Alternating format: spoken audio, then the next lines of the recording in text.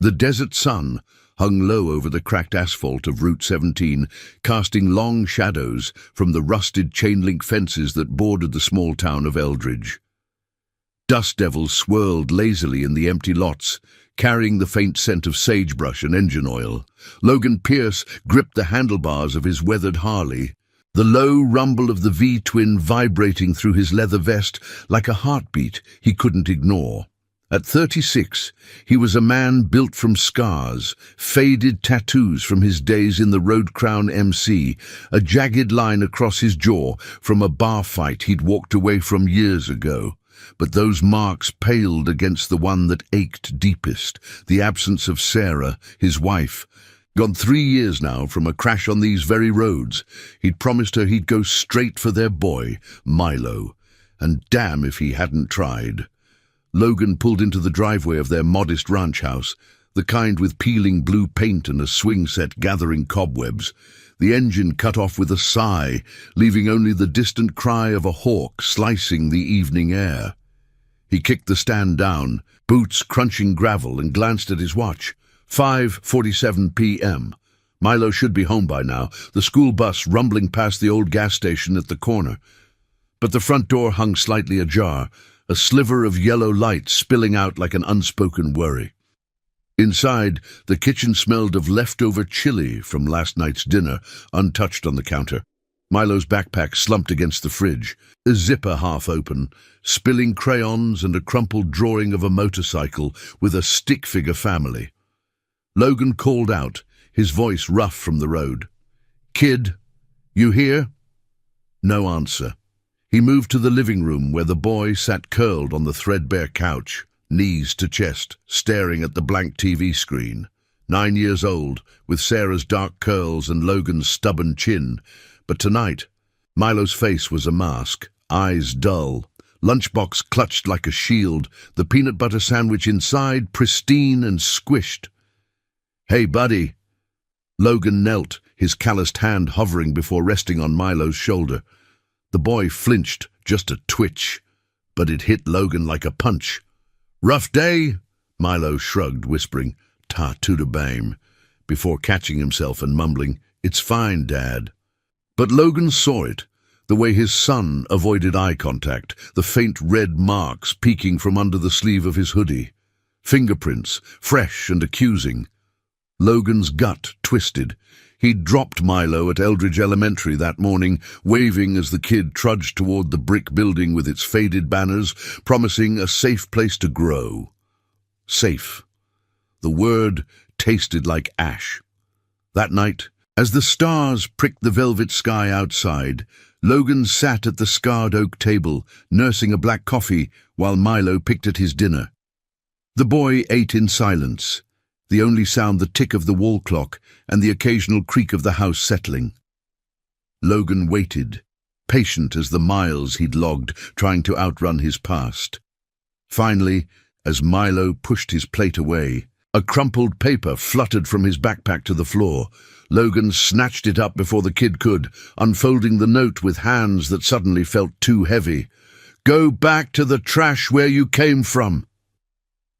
The words were scrawled in childish block letters, ink smudged like tears. Logan's vision narrowed, heat rising in his chest, not rage, not yet, but a cold fire forged from too many broken promises. He'd left the club life for this, custody battles won in a dusty courtroom, nights studying blueprints for a mechanic shop instead of running with the brothers. The Road Crown had been his family once. Brothers who'd pulled him from the wreckage of his service days in the sandbox, where he'd lost more than limbs to the sandstorms. But Sarah's last words echoed, "Be the dad he needs, Logan, not the biker." The next morning dawned crisp, the air sharp with the promise of fall. Logan loaded Milo into the old Ford pickup, the engine coughing to life like an old friend reluctant to wake. The school loomed ahead, a squat fortress of red brick and buzzing fluorescence, parents' cars lining the drop-off lane in a parade of minivans and SUVs. Milo clutched his backpack, eyes fixed on the dashboard. "Dad, can you just let me out here?" Logan nodded, pulling over early. But as Milo unbuckled, he rolled down the window. "You tell me if anything happens, okay? Anything." The boy nodded, but his steps dragged toward the entrance, swallowed by the swarm of kids laughing and shoving. By noon, Logan's phone buzzed in the shop's grease-stained pocket, an unknown number. He wiped his hands on a rag, the metallic tang of oil clinging to his skin, and answered. It was the school counselor, voice clipped and professional. "Mr. Pierce, we need to discuss Milo's behavior. He's been withdrawn." Logan gripped the phone tighter. "What happened?" A pause, then. "He's fine, just sensitive. Perhaps your appearance at drop-off is unsettling the staff." Unsettling. The word ignited something primal. Logan ended the call, staring at the row of Harleys in the back lot, relics of a life he'd caged but never fully escaped. That afternoon, when the bus wheezed to a stop, Milo didn't bound off. He shuffled, hoodie pulled low, one hand pressed to his mouth. Logan met him at the curb, heart pounding like pistons. "Show me." Reluctantly, Milo opened his palm, a tooth, small and white, stained pink. "Fell out in the bathroom," he lied, but his eyes brimmed. Logan knelt, lifting the boy's chin gently. There on the gum, a gap where violence had intruded. No blood, just absence. And in that moment, the dam broke. Logan hugged his son, the boy's sobs muffled against his vest, the world narrowing to the warmth of that small body. He'd promised Sarah. He'd promised Milo. And now, the Road Crown's code whispered back, loyalty above all. As twilight bled across the horizon, painting the desert in hues of rust and gold, Logan fired up his phone. One call to Jax, his old VP, and the line crackled with the familiar gravel of brotherhood. "Brother, it's time for the kid." Jax didn't ask why, just the location and time. By dawn, the convoy would roll, not for war, but for presence. 80 strong, engines roaring like thunder over the plains. They wouldn't touch a soul, wouldn't raise a fist, but their silence would speak volumes. A wall of leather and chrome, demanding justice in a world that had forgotten how to listen. And now, if this opening pulls at your heart, hit that like button early. It helps these stories reach more families in need. Your support keeps the ride going. Logan lay awake that night, the ceiling fan whirring softly overhead, casting shadows like ghosts of old rides. Milo slept fitfully in the next room, his breaths ragged echoes of the day's toll. Logan traced the scars on his knuckles, reminders of fists thrown in darker times. But this wasn't about payback. It was about protection, about showing a boy that one man's word could summon a legion. The Road Crown wasn't just bikes and back roads, it was the family you'd bleed for. The promise that held when blood ties frayed. Morning light filtered through the blinds, turning the kitchen gold. Logan packed Milo's lunch, extra cookies, a note scribbled on a napkin. "You're my hero." As they drove to school, the air hummed with unspoken tension, the radio murmuring weather reports of clear skies ahead. But Logan knew storms were brewing inside those walls. He dropped Milo off with a fist bump, watching until the doors closed.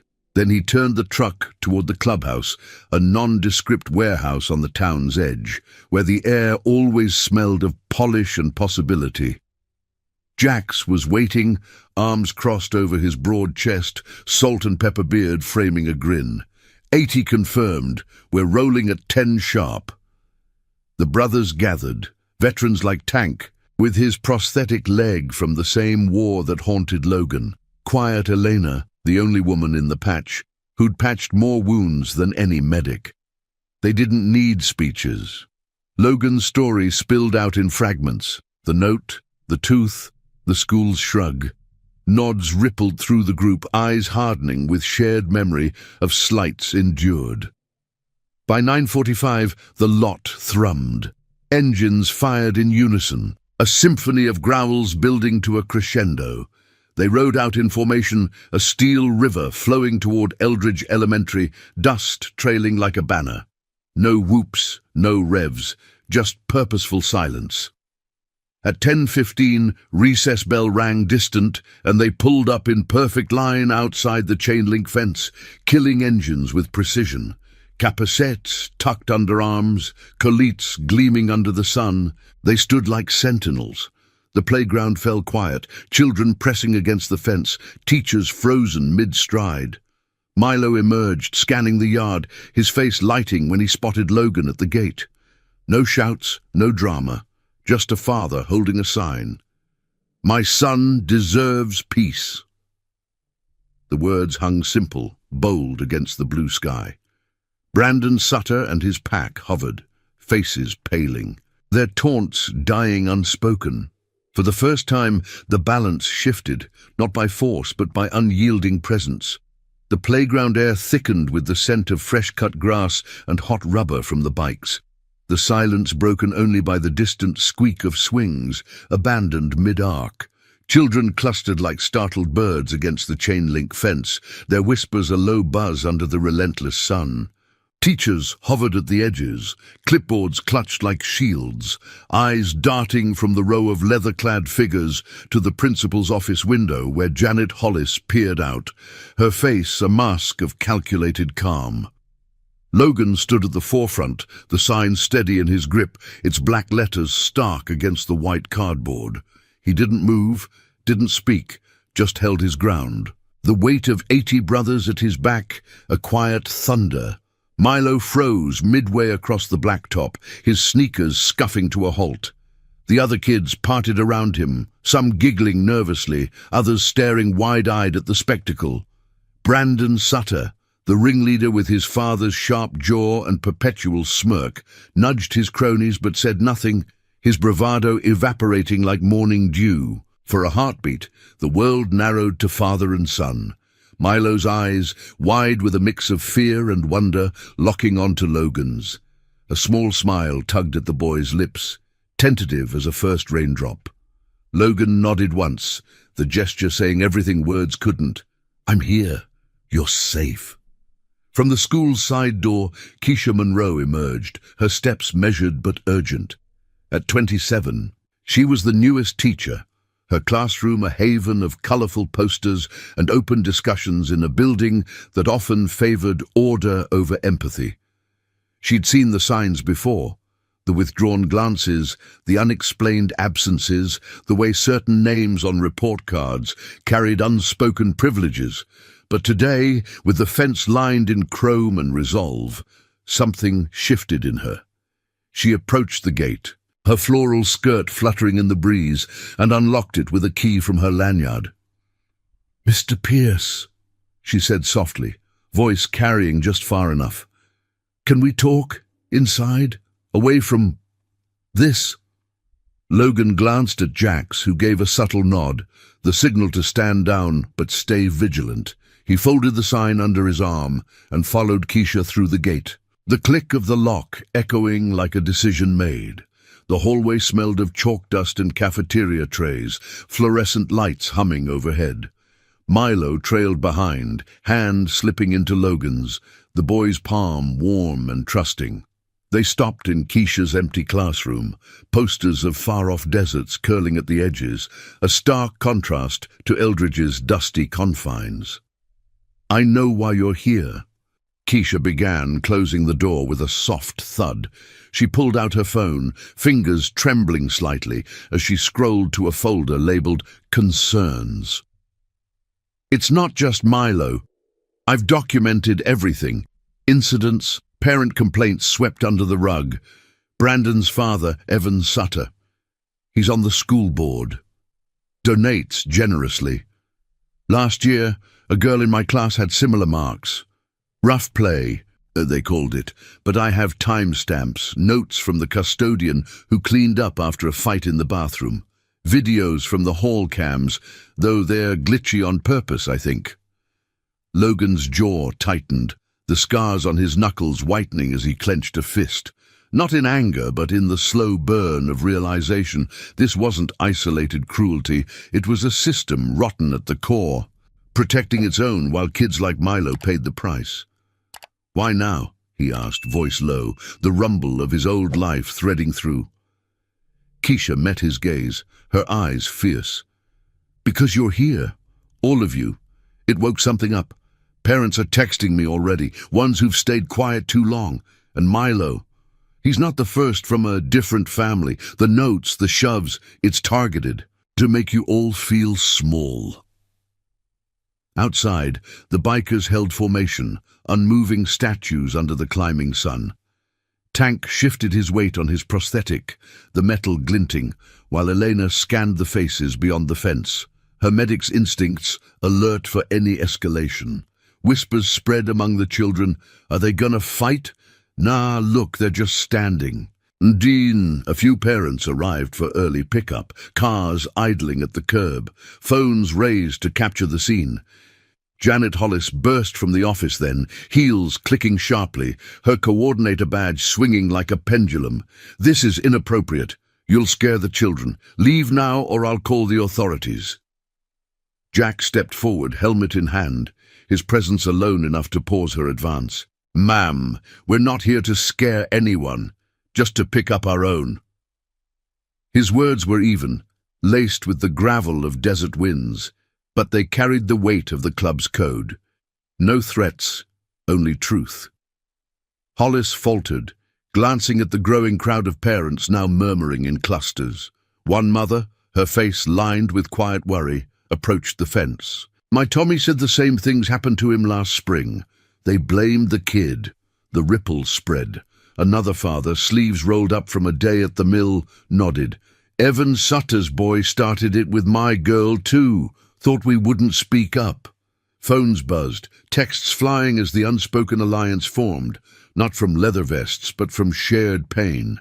Logan emerged from the classroom with Keisha and Milo, the boy's step-lighter clutching a drawing Keisha had given him, a shield with a crown symbolizing strength. "Dad," Milo whispered, "they're all looking." Logan knelt again, eye level. "Let 'em look, kid. We're not hiding anymore." He stood facing Hollis, who now flanked by two aides, her authority cracking like dry earth. "This ends today. No more notes, no more accidents, or we take it higher, the press, the board, with proof." Hollis opened her mouth, but Keisha interjected, holding up her phone. "It's already higher. I've emailed the files to the district superintendent and a reporter I know."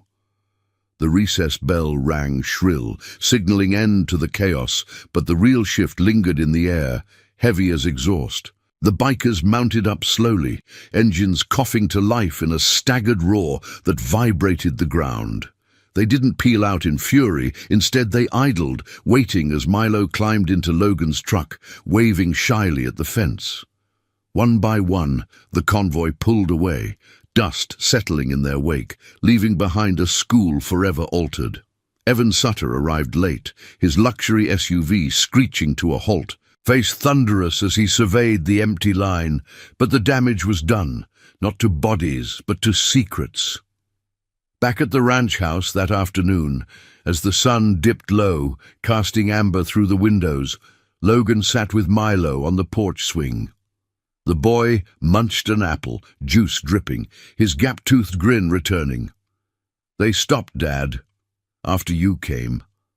Logan ruffled his curls, the promise to Sarah swelling in his chest like a steady engine. The road crown had ridden for family, chosen and blood, reminding a town that silence could be the loudest roar. But as night fell, Logan's phone lit with a message from Jax. "More coming forward. This ain't over." Justice, it seemed, was a long ride, one turn at a time. And now, I invite you to leave in the comments where you're watching from and the exact hour you heard this story. We wish to know how far these northern confessions travel and at what moments they reach you.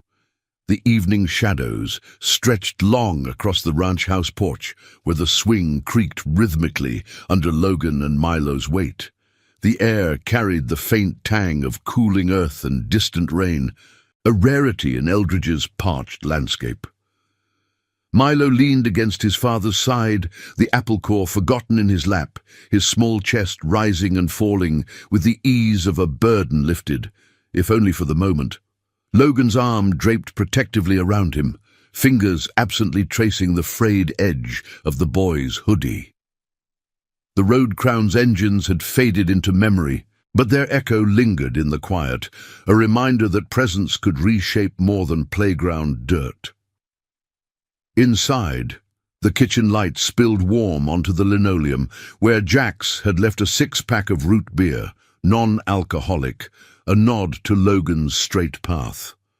The old VP had clapped him on the back before riding out, his gravelly voice low. "We got your six, brother." "Always."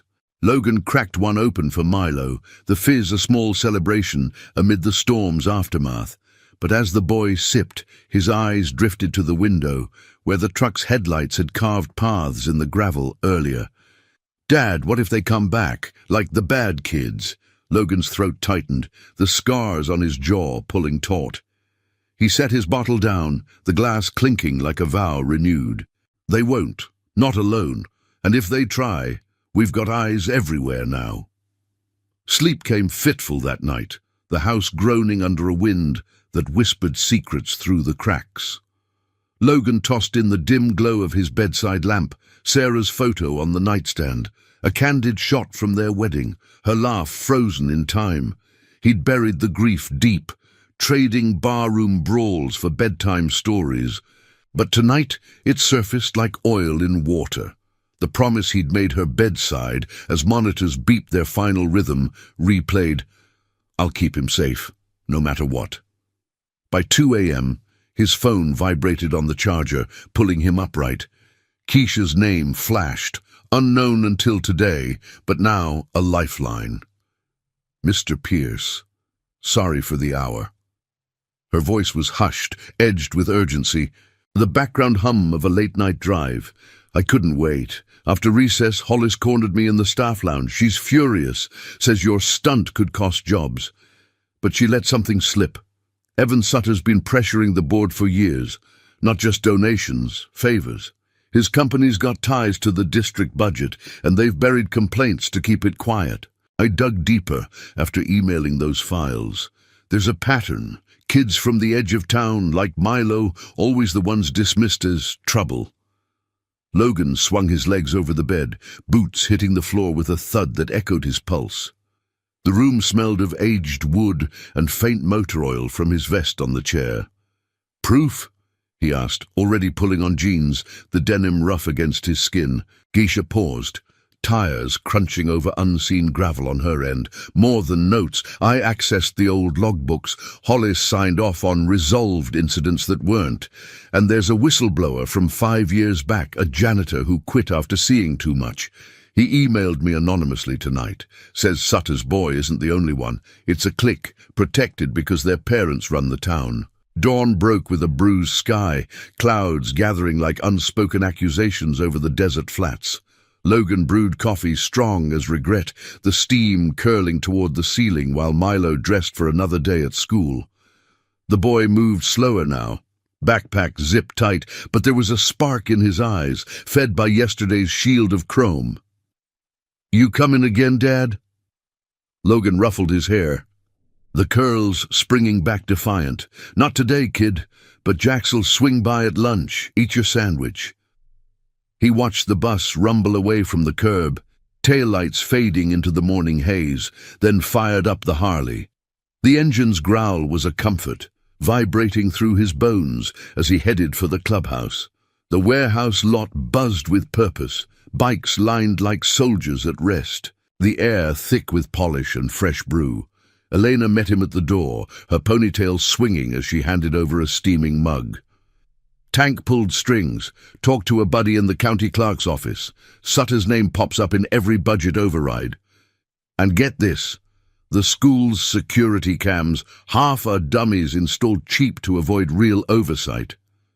Jax joined them at the scarred picnic table. Maps of Eldridge spread out, marked with pins for key spots. The school, Sutter's auto empire downtown, the district office.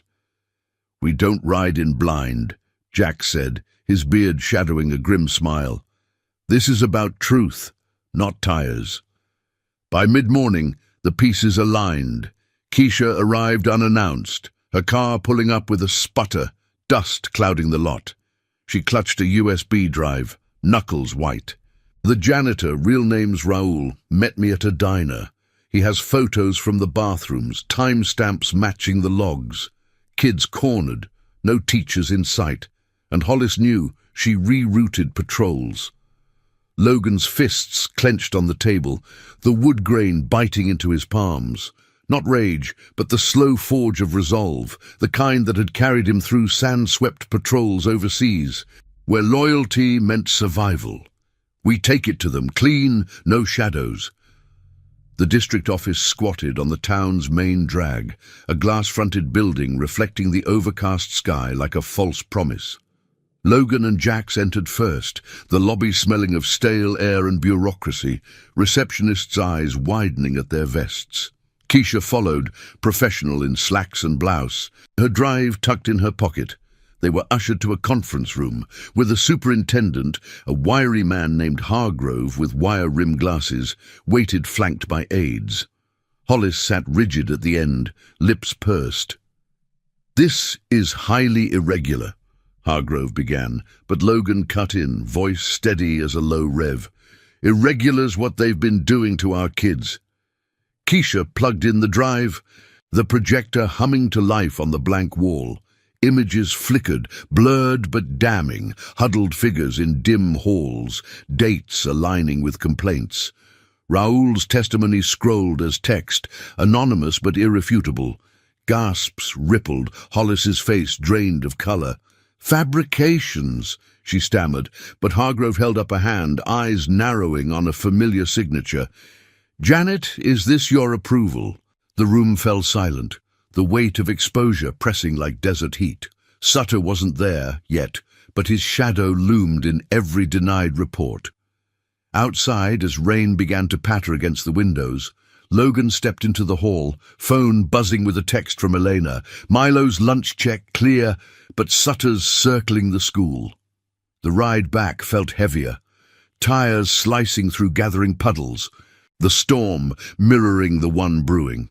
At home, Milo burst through the door after school, backpack swinging, a drawing clutched in his fist. The bikers as knights, crowns on their helmets. "Keisha said we're heroes, Dad." Logan pulled him close, the boy's laughter a balm against the scars. But as night deepened, Jax's call confirmed it. Sutter was rallying allies, whispers of lawsuits and smears. The road crown would need to ride again, not for confrontation, but to amplify the voices rising from the dust. Justice, Logan knew, demanded endurance, a promise etched in every mile. The rain-slicked streets of Eldridge gleamed under the sodium lamps as Logan's Harley cut through the downpour. Wipers unnecessary on the open road, but the sting of drops lashing his face like accusations. The clubhouse lights flickered ahead, a beacon in the storm, where the road crown waited like embers ready to flare.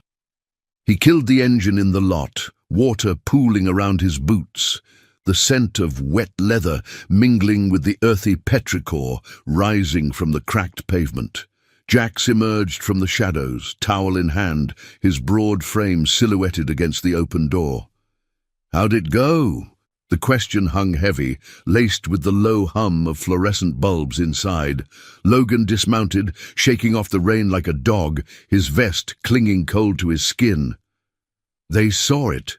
Hargrove's face, worth the ride.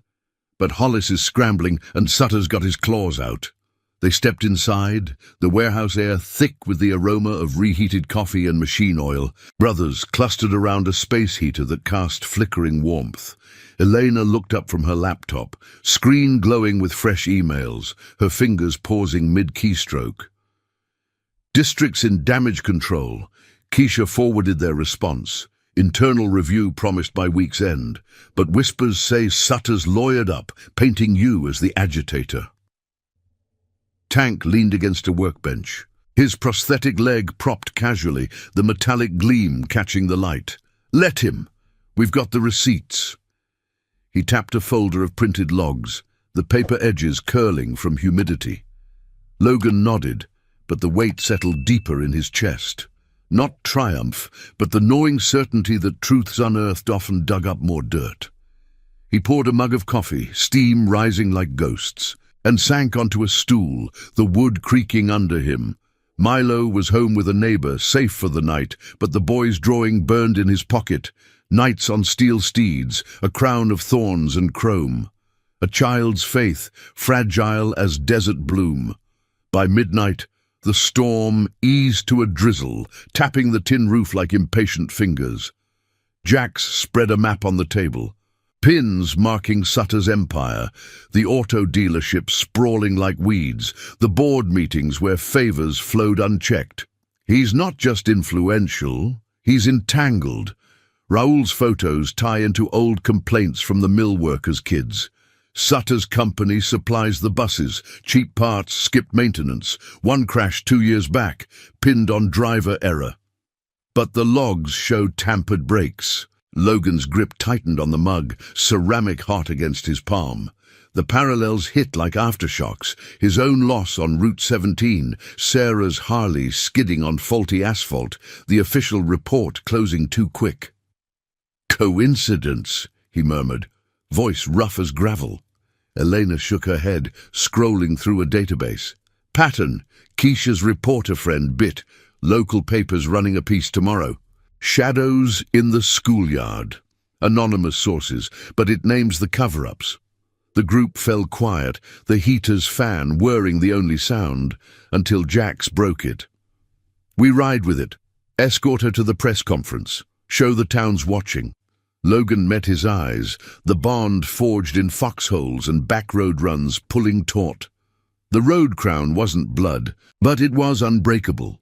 Chosen in the fire of lost battles, loyal through the long halls.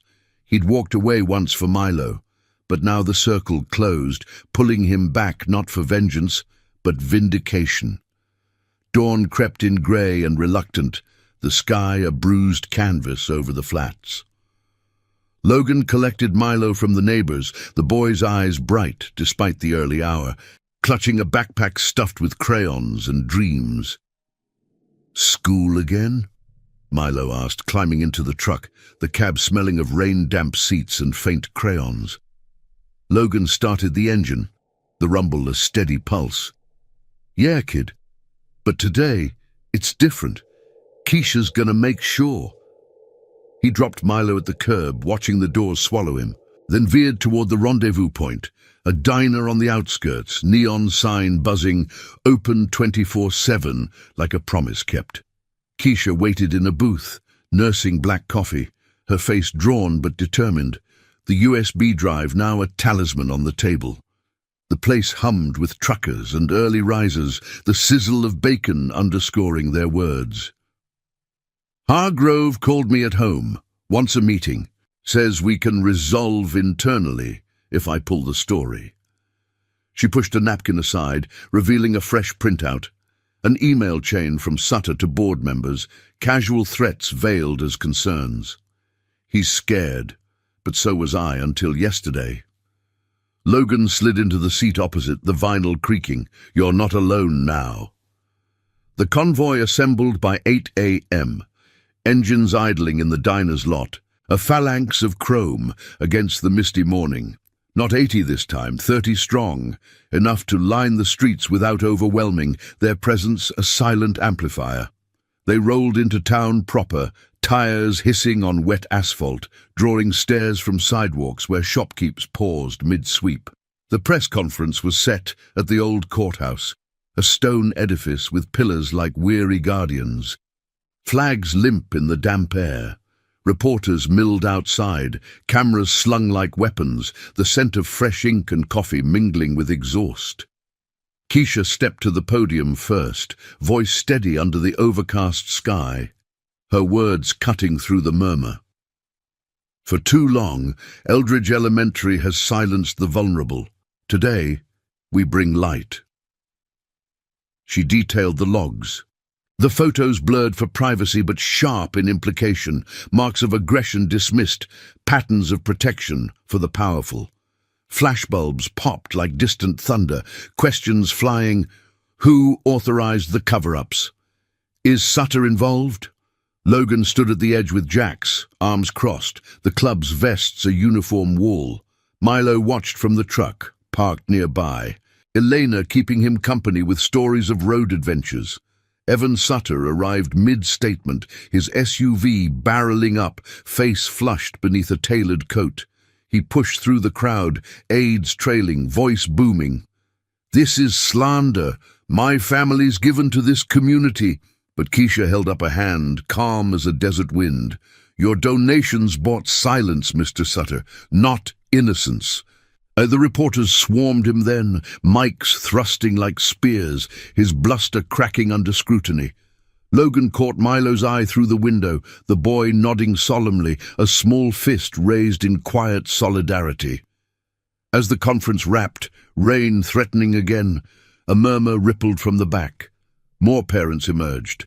The mill father from recess, a mother with twins clutching her skirt. Even the anonymous janitor, Raoul, had pulled low but stance firm.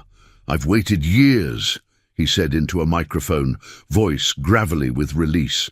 "No more." The alliance grew, not from leather or law, but from shared scars, voices uniting in the downpour. Sutter retreated to his car, door slamming like defeat, but Logan knew the ride pressed on, investigations looming, hearings to come. Back at the clubhouse that afternoon, as clouds parted to reveal a tentative sun, Logan sat with Milo on the steps, the boy sketching new nights with rain-smeared windows in the background. "You did good, Dad. Like a boss." Logan chuckled, the sound rare and warm, pulling his son close. The phone buzzed, Hargrove conceding a full audit, but Jax's text followed.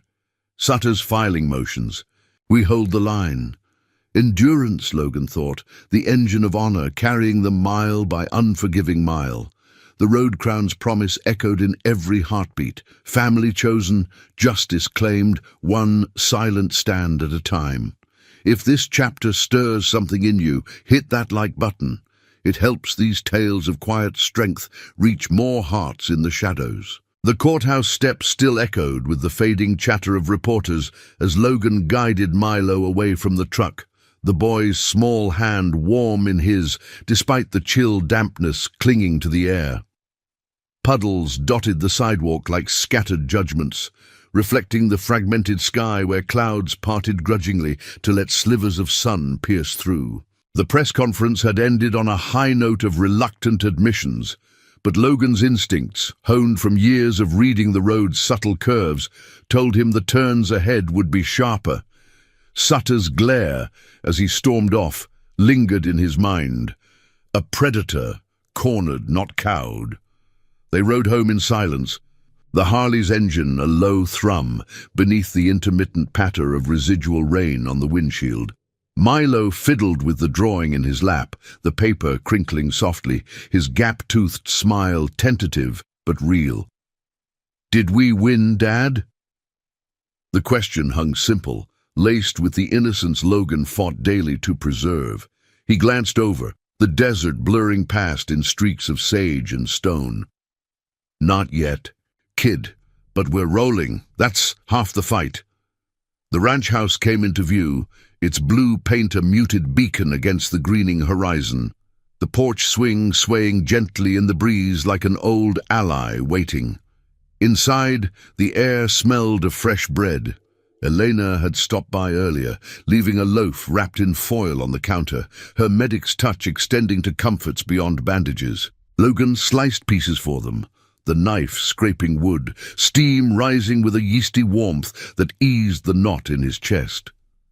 Milo devoured his, crumbs dusting his shirt, chattering about the night bikes the reporters had snapped photos of.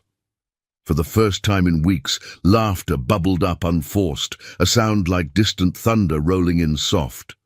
But as the boy headed to his room for homework, Logan's phone lit the dim kitchen with a harsh glow. An unknown caller, voicemail waiting. He played it back, leaning against the fridge, the hum vibrating through his shoulder. Hargrove's tone was measured, oily with false assurance. "Mr. Pierce, we've initiated the audit as discussed, but Mr. Sutter has raised concerns. Your involvement, the club's presence. It could complicate custody reviews. Perhaps a meeting to clarify. The words slithered like oil on water, threatening the fragile stability Logan had built, brick by PTA meeting brick. Custody. The word ignited a cold fury, memories flashing of courtrooms where judges eyed his tattoos like evidence of guilt. Sarah's accident report, too neatly filed, flickered in his thoughts. Tires that failed on a straight stretch. Whispers of subpar parts from Sutter's suppliers dismissed as coincidence. Twilight deepened outside, painting the windows in indigo hues, the hawk's cry a lone sentinel over the flats. Logan stepped onto the porch, dialing jacks as the swing creaked under his weight. The line connected with a click, the VP's voice gravelly from a day of calls. "Brother, you hear? Sutter's spinning it. Local blog calling us vigilantes in vests. Says we're intimidating witnesses." Logan gripped the phone tighter, knuckles paling against the scars. "He's buying time. We need more than logs. Tie it to the road." Jax paused, the background clatter of the clubhouse filtering through, clinking tools, low murmurs of strategy. On it. Tanks digging into those bus contracts. Meet at dawn. Sleep evaded Logan that night, the ceiling fan's blades slicing shadows across the walls, each pass a reminder of promises unkept if he faltered. Milo's room door stood ajar, the boy sprawled under a blanket fort of pillows, breathing steady as a calm sea. Logan lingered in the doorway, the faint scent of crayons and childhood clinging to the air, his heart a steady drum against the ribs. He'd traded the club's wild freedom for this quiet harbor, but the waves were crashing now, pulling at the anchors. Dawn broke with a rosy glow over the warehouse lot, dew beading on the bikes like unshed tears. The road crown assembled in the half-light, 30 shadows coalescing around the picnic table, coffee steam mingling with the sharp tang of dew-kissed metal. Elena spread fresh printouts, her voice crisp as she pointed to highlighted lines. Sutter's auto parts fed the district fleet for years, brakes, tires, all below spec. Sarah's crash? Same batch number as the bus incident 2 years back. Official probe closed it fast, but the mechanic's report was altered. Logan's breath caught, the world tilting like a bike on loose gravel. Altered. The pieces locked, not just schoolyard cruelty, but a web spun from corners cut for profit. Lives like Sarah's snuffed to protect ledgers. Tank nodded, his prosthetic tapping rhythmically on the bench. Raoul confirmed it last night, saw Sutter's crew delivering special shipments to the yard, no inspections. The group murmured assent, eyes reflecting the shared fire of purpose, not vengeance. Jax leaned in, map creased under his elbows. "We don't storm, we deliver, straight to the state board. Keisha's got the auditor's ear now." Logan traced the route on the paper, fingers steady despite the storm inside. This ride would unearth more than school scandals. It could rewrite his own ghosts, turning loss into legacy.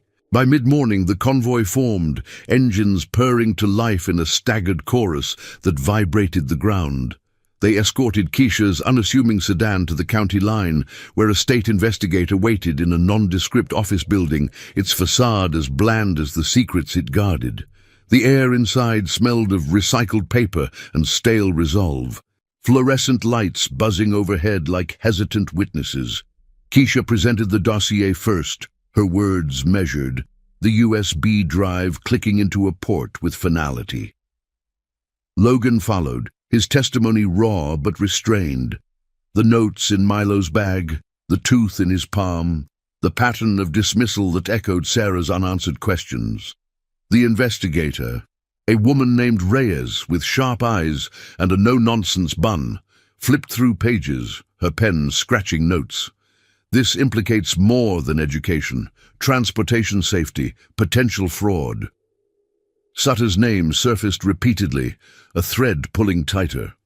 As they rapped, Reyes's phone rang, Hargrove, no doubt, but she silenced it, meeting Logan's gaze. "You've opened the floodgates, Mr. Pierce. Expect pushback." Outside, the bikers idled, a living barrier against the gathering press vans, their silence a roar that demanded reckoning. Back in Eldridge by noon, the sun climbed high, baking the asphalt into waves of heat. Logan picked up Milo from school, the boy bounding into the truck with a wave to Keisha, who stood at the gate, her smile weary but unbroken. "No trouble today," Milo reported, buckling in, the cab filling with the scent of playground dirt and optimism. But as they pulled away, a black SUV tailed them briefly, Sutter's, unmistakable in its gleam, before veering off at the light. A warning, not a chase. That evening, as the desert cooled into twilight's embrace, Logan gathered the family, blood and chosen, at the ranch house. Jax brought burgers from the diner, the grill's smoke curling lazy into the sky, laughter mingling with the sizzle. Milo perched on Tank's knee, listening wide-eyed to tales of road-bound honor, the prosthetic no barrier to the giant's warmth. Elena bandaged a minor scrape on the boy's elbow from recess tag, her touch gentle. "Strength isn't in the scars," she said softly, "but in what you build after." Yet under the camaraderie, tension simmered. Jax pulled Logan aside by the fence, the chain link rattling in the breeze. "Sutter's filing for injunction, claims harassment. We counter with the facts." Logan nodded, eyes on the horizon where stars began to prick the velvet. The promise to Sarah pulsed stronger now, woven with the club's unyielding thread. Redemption wasn't a destination. It was the miles between stands, each one forging justice from the dust of doubt. As night fully claimed the sky, Milo yawned, heading inside, but Logan lingered, the engine of resolve humming low. The ride continued, turning sharper, but they rode together, unbroken, unrelenting. The night air hung heavy around the ranch house, thick with the scent of cooling grill smoke and the faint, acrid bite of distant thunderheads rolling in from the west. Logan stood by the fence, the chain link cool under his palms, stars emerging one by one like hesitant allies in the deepening black. Jax's words echoed in his ears. "We counter with the facts." A mantra as solid as the Harley's frame. Inside, the low murmur of voices carried Milo's laughter, sharp and pure, cutting through the tension like a headlight beam. But Logan's gaze fixed on the horizon, where the road to Eldridge twisted into shadow, hiding whatever Sutter might unleash next. Sleep came in fragments, the house settling with creaks that mimicked the groan of overtaxed engines. By 3 a.m., the phone shattered the quiet, a sharp trill that yanked Logan upright, sheets tangling around his legs like restraints. He fumbled for it, the screen's glow harsh against the dark, Keisha's name pulsing. "Logan, it's bad. Hollis resigned tonight. Forced out, they say, but Sutter's twisting it. He's claiming the whole thing's a setup by outside agitators. Your club. And he's subpoenaed Milo for a welfare check. Custody hearing tomorrow afternoon." Her voice cracked on the last word, the background hum of her car suggesting she was driving, fleeing some unseen pursuit. Logan's blood ran cold, the room spinning as memories flooded back. The courtroom 3 years prior, Sarah's empty chair, Judge's eyes lingering on his ink like it marked him unfit. He swung out of bed, boots thudding softly on the floorboards, the air stale with unslept worry. They can't touch him, not without cause. Keisha exhaled, tires hissing over wet pavement. Reyes from the state backed us. The audit's uncovering more. Sutter's parts in the buses, faulty across the board, but he's got local pull. The judge is his golf buddy. Meet me at the diner at dawn. Bring the brothers. The sky lightened to a bruised lavender as Logan roused the house, coffee brewing with a gurgle that filled the kitchen like resolve. Milo stirred, rubbing sleep from his eyes, the boy's curls a wild halo in the morning light filtering through the blinds. "What's wrong, Dad?" Logan knelt, the linoleum cool against his knees, pulling Milo into a hug that smelled of crayons and innocence. Just grown-up road stuff. You head to school with Elena today. She'll keep an eye. The boy nodded, trusting as ever, but his small hand lingered on Logan's vest, fingers tracing the road crown patch like a talisman. The diner lot steamed under the rising sun, puddles from last night's drizzle evaporating into misty veils that clung to the bikes assembling in tight formation. Jax arrived first, his Harley pulling up with a throaty rumble, followed by Tank and Elena, their engines sinking like a heartbeat. Keisha waited inside, a booth claimed amid the clatter of plates and the sizzle of hash browns, her face pale but eyes fierce. She slid a folder across the formica, the paper crisp against the sticky surface. Subpoenas real, Sutter's painting you as unstable, old club runs, the recess stand. But Reyes sent this, lab reports on those bus parts, matches Sarah's crash debris, brake lines compromised, same supplier. Logan's fingers stilled on the edge, the world narrowing to the typed lines. Batch numbers, failure points, a coroner's note buried in addendums. The accident that stole Sarah wasn't fate or fatigue, it was negligence wrapped in Sutter's greed. Heat bloomed in his chest, not the wildfire of youth, but a steady forge tempered by fatherhood. He knew, all this time. Jax's hand clamped his shoulder solid as an anchor. We ride to the courthouse, not in force, escort, show the judge we're family, not foes. The convoy moved out at 9 a.m., a measured procession through Eldridge's waking streets, tires whispering over damp asphalt that gleamed like polished chrome. Shop awnings fluttered in the breeze, carrying scents of fresh pastries and motor oil from the garages lining the drag. They pulled up to the courthouse in orderly ranks, 20 strong now, dismounting with the precision of old patrols. Helmets tucked, postures straight, no revs or roars. Reporters swarmed the steps, cameras flashing like lightning, but the bikers formed a quiet cordon, allowing Keisha and Logan through. The hearing room smelled of polished oak and faded ink, sunlight slanting through high windows to dust motes dancing like unspoken fears. The judge, a silver-haired man named Harlan, with a paunch straining his robe, banged the gavel, the sound echoing sharp. Sutter sat across the aisle, flanked by lawyers in crisp suits, his face a mask of feigned concern. Your Honor, Mr. Pierce's recent actions endanger the child, associating with known elements, disrupting school. The words slithered, but Logan stood, voice level as a horizon line. Those elements are my family. They stood for my son when the school wouldn't. Keisha testified next, her heels clicking softly on the tile as she approached the stand, the folder open like an accusation. The evidence shows systemic failure, Your Honor. Bullying covered up, safety compromised for profit. She detailed the logs, the photos, tying them to the buses, and Sarah's file, pulled from public records by Reyes. Harlan leaned forward, glasses slipping as the lab report projected on a screen, fractures identical, signatures linking Sutter's firm. Murmurs rippled. Sutter shifted, his ally judge's composure cracking like thin ice. Milo entered then, escorted by Elena, the boy in a clean shirt, eyes wide but chin lifted.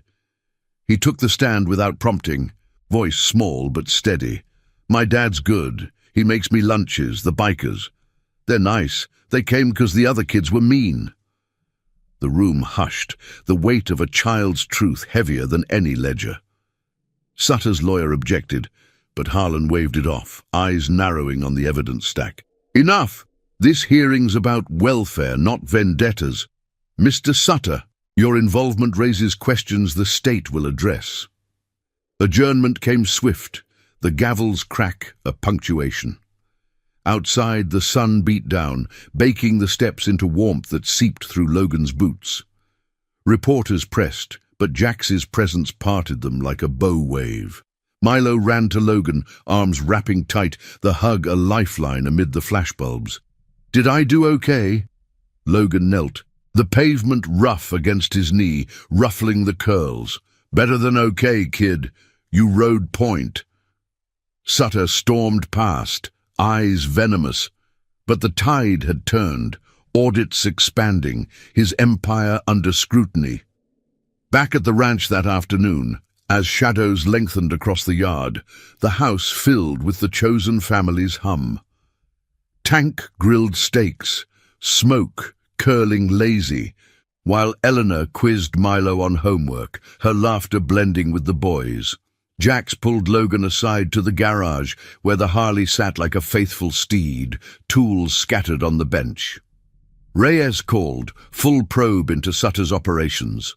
Buses grounded, contracts voided, but he's cornered, watch your six.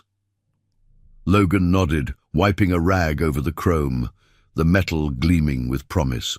The scars on his hands caught the light, badges of battles won and lost, but today they felt like maps to redemption. Evening fell soft, the desert air cooling to a crisp edge, stars wheeling overhead as Logan tucked Milo in, the boy's eyelids heavy. "Night, Dad. We're knights, right?" Logan smiled, the door clicking shut behind him. Alone in the kitchen, coffee steaming untouched, he scrolled the news alerts, headlines breaking on the cover-ups, Sutter's name front and center. Justice wasn't a single roar, it was the long haul, promises kept through every shadowed mile. But as the clock ticked toward midnight, a distant engine growl pricked his ears. Sutter's last stand, perhaps, or just the wind. Either way, the road crown was ready, loyalty's engine idling strong. The midnight growl of engines faded into the night's embrace, leaving only the whisper of wind through the sagebrush and the steady tick of the ranch house cooling under the stars. Logan stood frozen in the kitchen doorway, coffee mug forgotten in his grip, steam curling like unanswered questions. The sound wasn't Sutter's, just a lone rider passing on Route 17, a ghost of the roads that had shaped him. But the vigilance lingered, a habit etched deep as the tattoos under his vest. He set the mug down with a soft clink, the ceramic warm against the scarred oak table, and stepped outside. The porch swing swayed gently, inviting him to sit, but rest felt like surrender. Instead, he leaned against the railing, eyes tracing the horizon where Eldridge's lights flickered like distant campfires. Dawn arrived with a golden hush, painting the desert in strokes of amber and rose, the air crisp with the promise of renewal. Logan roused Milo early, the boys' room bathed in soft light filtering through curtains dotted with rocket ships. "Up and at 'em, Knight," Logan murmured, shaking the blanket lightly. Milo stirred, yawning wide, his gap-toothed grin breaking through sleep's veil. The kitchen filled with the sizzle of eggs and the rich aroma of bacon, Eleanor arriving unannounced with a basket of fresh fruit from her garden, her medic's bag slung over one shoulder just in case. "Heard the hearing wrapped clean," she said, slicing an apple with precise strokes, the juice glistening on the blade. Reyes confirmed. "Sutter's buses are impounded. Full recall." Milo bounced in his seat, fork waving like a scepter. "No more mean buses." Logan chuckled, plating the food, the warmth spreading through him like sunlight on chrome. But the phone buzzed before he could answer, Jack's voice gravelly with early morning resolve. "Brother, it's moving fast. State teams raiding Sutter's yard at sunrise. Faulty parts stacked like cordwood. And the lab? Sarah's reports being reopened, official link to his supply chain." The words landed heavy, a long-buried weight, lifting inch by inch. Logan gripped the counter, knuckles whitening, the scent of breakfast mingling with a surge of vindication. Not revenge, but truth, the kind that mended fractures time couldn't touch. By mid-morning, the convoy reformed, not in force, but in quiet solidarity, bikes lining the road to the courthouse like sentinels under the climbing sun. The air hummed with exhaust and anticipation, dust motes dancing in the heat haze. Reporters clustered at the barriers, cameras poised, but the road crown held back, a respectful perimeter allowing the law its due. Inside the hearing room, now transformed for the board's emergency session, the atmosphere crackled like dry lightning. Harlan presided again, his robe crisp, face etched with the gravity of unraveling secrets.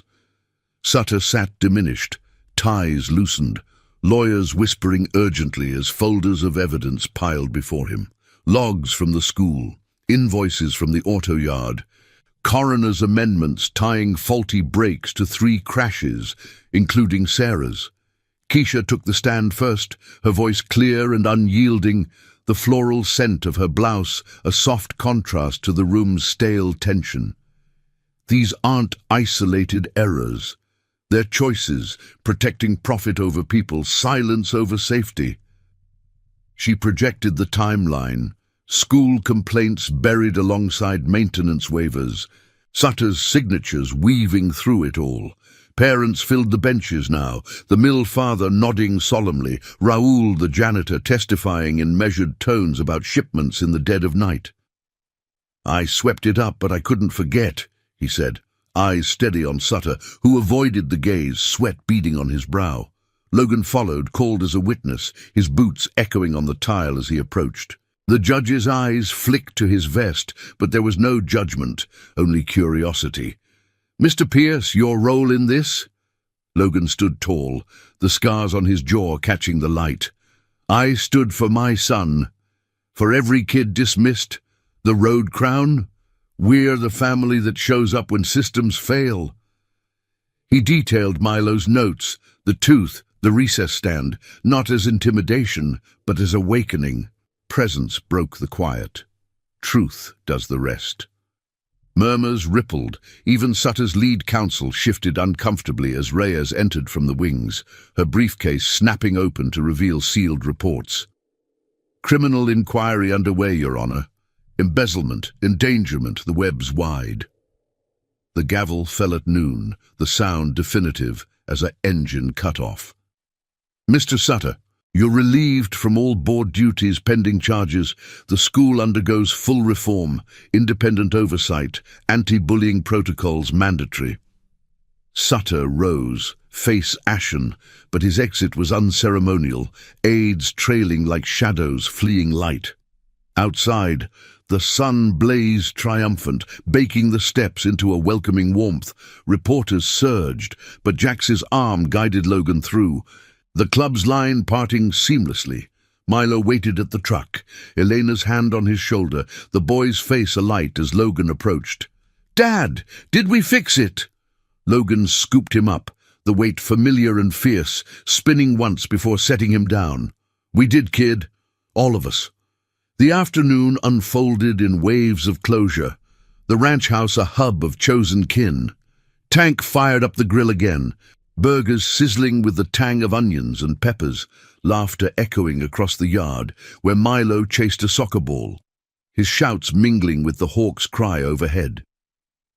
Elena tended a scrape from the game, her touch light, while Jax shared stories of old rides, the circle widening to include Keisha and even Raoul, who arrived with a tentative 6-pack of sodas. "Never thought I'd see this town listen," Raoul said, clinking bottles, the fizz a toast to silenced voices rising. As evening gold washed the horizon, Logan slipped away to the garage, Sarah's photo tucked in his pocket like a compass. The Harley gleamed under the worklight, chrome reflecting fragments of the day's victories. He traced the handlebars, the metal cool and unyielding, whispering a silent promise fulfilled, safety for Milo, truth for her memory. The phone lit with a final alert. Sutter arrested at his estate, charges mounting like miles on an odometer. No fanfare, just justice, poetic in its quiet grind. Night fell complete, stars a canopy over the desert's hush. Logan tucked Milo in, the boy's eyelids drooping, a new drawing on the nightstand. A family on bikes, crowns shining bright. "We're unbreakable, right, Dad?" Logan kissed his forehead, the curls soft against his lips. "Like the road itself." In the kitchen, alone with the embers of the day's fire, he felt the scars not as burdens, but bridges, to redemption, to the family woven from loyalty's thread. The Road Crown's engine idled eternal, carrying them forward, one promise at a time. Thank you for riding this journey with us. Stories of honor and heart like these thrive on your support. If it moved you, subscribe for more tales of quiet courage and hit that notification bell to never miss a chapter. Your presence makes the difference.